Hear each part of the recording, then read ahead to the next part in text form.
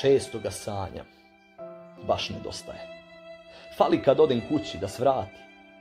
Nema više našega džaje da s nama pričom dane prekrati. Često je znao da svrati kod nas, da ispije po koje hladno pivo.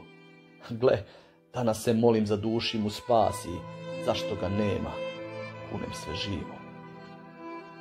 Palim mu sveću za pokoj duši, molim se Bogu za njegov mir. Suza mi kreće, spokoj mi ruši, razdraži uspavanih bolova pir. A bio je onaj redak čovek, o kome se loše ne priča ništa. Dobro o njemu pričat će dovek, kada se ikada pomene išta.